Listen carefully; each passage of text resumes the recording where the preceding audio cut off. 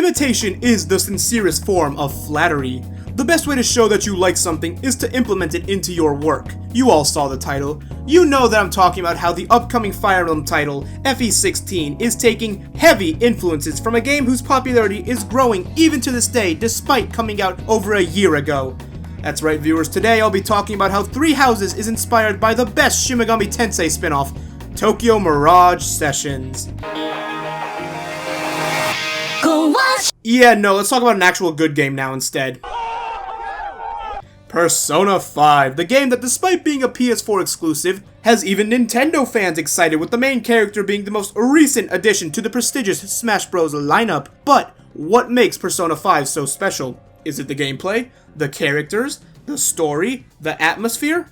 Yes. Now, it's popular to say that Three Houses is taking from Persona because of the calendar system, but how similar are these mechanics? Well, in Persona 5, your time is a precious resource that you must allocate sparingly towards two things: social stats and confidants. Your confidants are the bonds that you create with the random denizens of Tokyo, the ones who do not belong, as this long-nosed man tells you, who also happens to be only visible by you, the main character, similar to a certain green-haired girl of a petite nature in Three Houses. Essentially, confidants are like supports in Fire Emblem, and like these supports, take time to build. Now, I doubt you'll take a whole day just to talk to have supports with your students, especially since the students themselves need to have supports between each other, but you do spend time tutoring your students. While the tutoring sessions don't seem to be the most engaging events, this isn't too far off from raising social stats.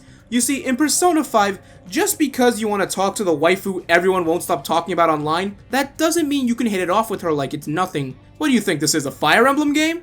No, in order to talk to the brainy chick, you have to have the knowledge to do so. And you get knowledge by spending $45 on fish juice on Sundays.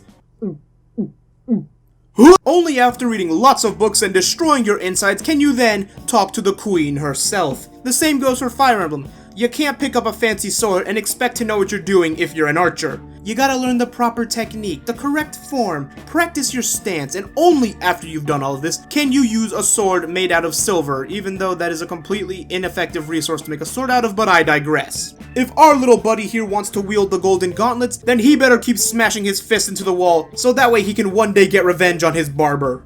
Or, if you've got a student you've taken an interest in, you can give them a private lesson and expedite the rate at which they gain weapon ranks. However, to further connect tutoring and confidants, there's a part where you can motivate students to earn even more points in a weapon rank. In order to do that, you have to pick the correct option to keep them properly motivated, and there seems to be varying effects depending on your answers, and you have to keep the student's personality in mind in order to ensure the best benefits, like a confidant. There's a whole bunch of nuance to the tutoring system that this article doesn't even give all the details for, but a lot of the stuff makes sense, like physically oriented classes being better at learning to use other weapons instead of magic and that kind of stuff.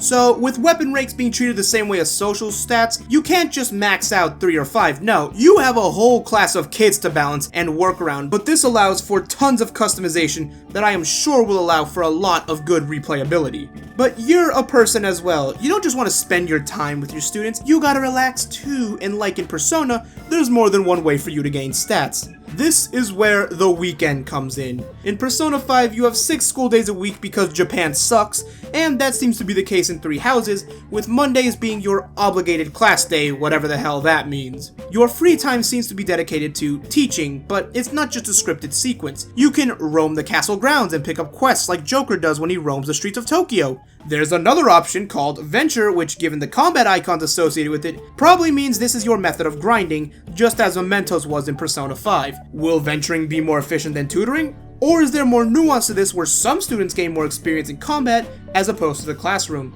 It would definitely create a good gameplay diversity if they implemented something like this, but why worry about those things when we can have a relaxing... fishing? You're telling me that we can fish and that one single fish hook represents a, hold on a second, mythical fish's appearance. Oh no. They knew. They put my one weakness again. Not again. I don't want to catch another guardian! Wait, what do you mean there's more than fishing? Wait, there's an obligation at the end of each month? And I'll game over if I don't do it? Oh, well, isn't that...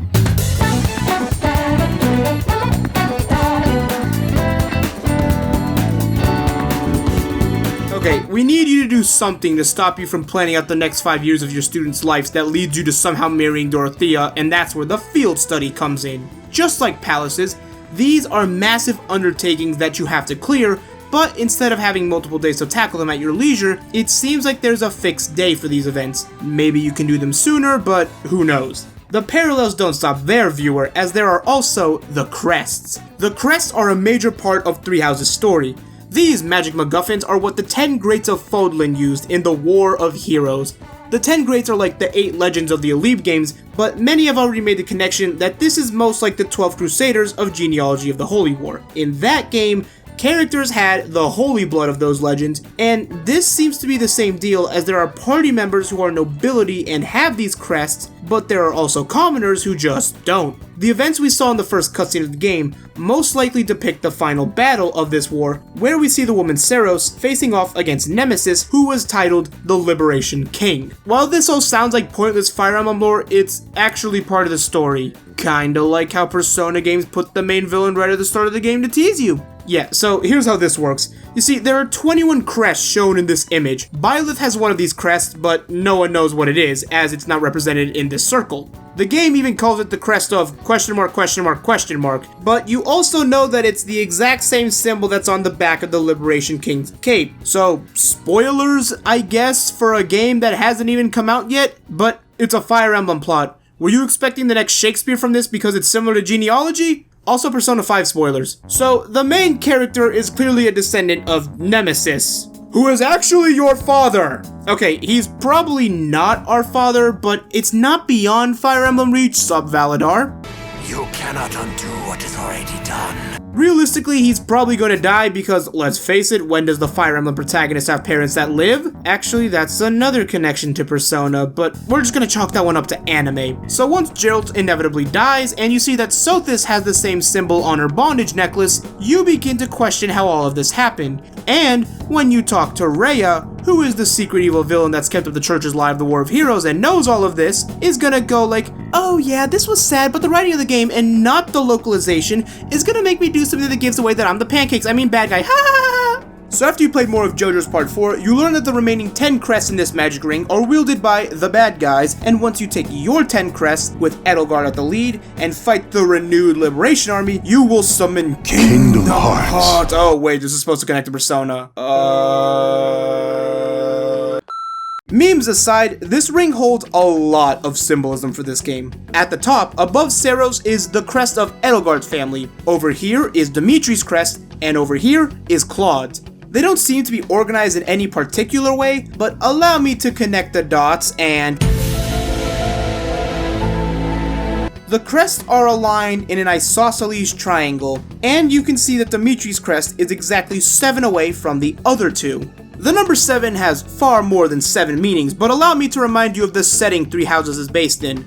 A monastery. Garreg Mach Monastery. Monasteries are places where religious figures gather, like Rhea. They don't imply any one religion, but that doesn't matter since the number 7 has a relatively universal meaning in religion, mythology, astrology, you name it. It represents perfection.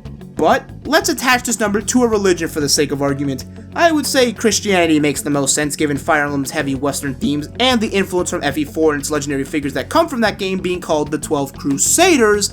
Let's use this interpretation. In Christianity, the number 7 does mean perfection, but it also refers to your connection to God. The 7 days in which God created the world, the 7 sacraments in Catholicism, the 7th day of the week being the Sabbath. All of this connects to Dimitri's belief in the crests and his connection to them, which will be reflected in his character. Okay then, but what about the 4 crests between Claude and Edelgard? Well, this is still a Japanese game we're talking about, and anyone who knows the slightest bit of Japanese culture will know that the word 4 shares a pronunciation with death. There are 2 interpretations applicable here. The death may refer to a betrayal, where Claude ends up trying to kill Edelgard out of jealousy, his father ordering him to do so, or because of the crest themselves possessing him. Who knows? It would fall in line with the symbolism we've seen of Claude so far. Things like the fact that he's upside down on the box art could represent his betrayal, or perhaps the fact that he shares a weapon with Takumi,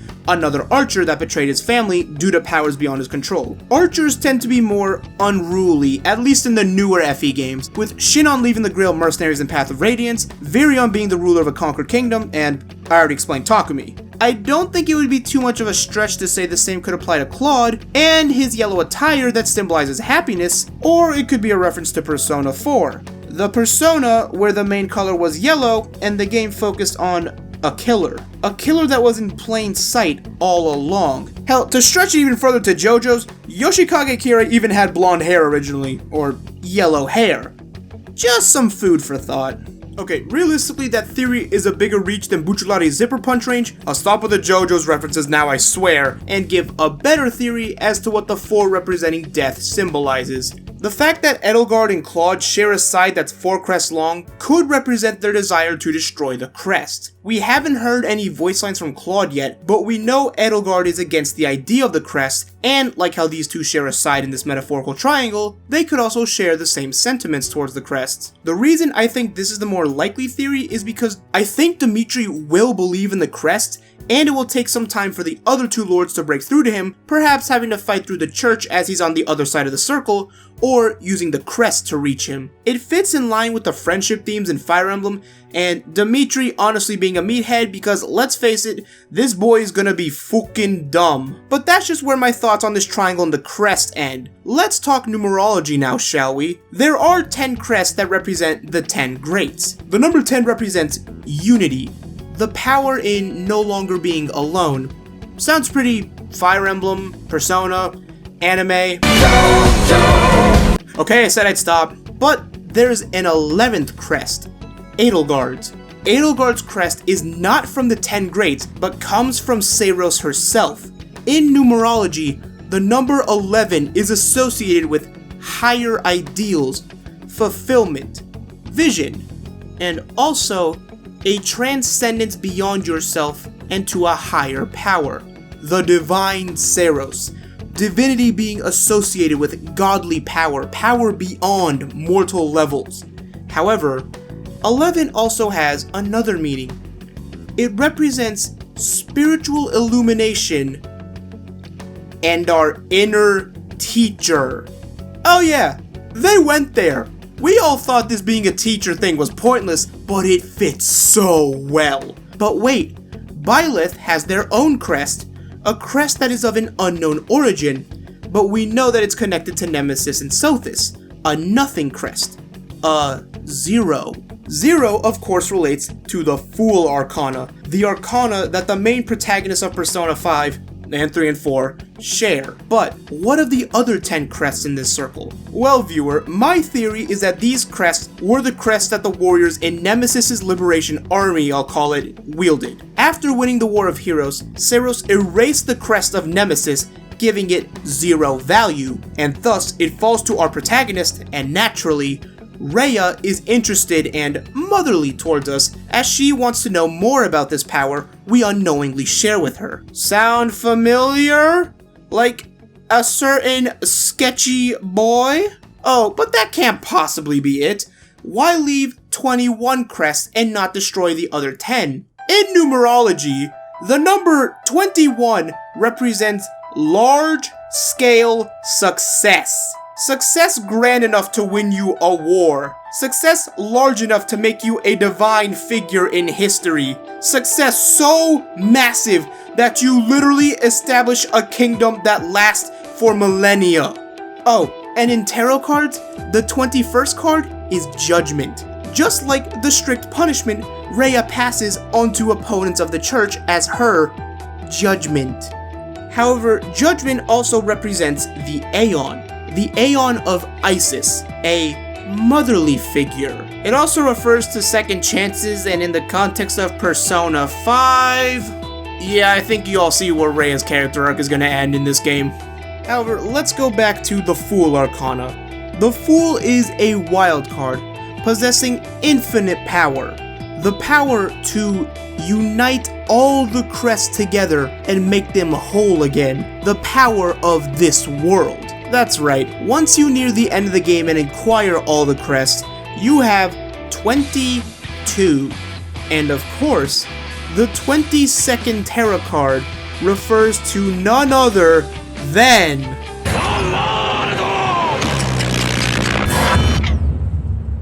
Okay, you know what, I'm JoJo trash, I'm just gonna accept that. By obtaining the power of the universe, as it's referred to in Persona 5, since for some reason you don't actually establish a world confidant, but we have the royal to inevitably fix that. And with the power of the world, that being all the crests in 3 houses, you pull out a Glock and shoot God.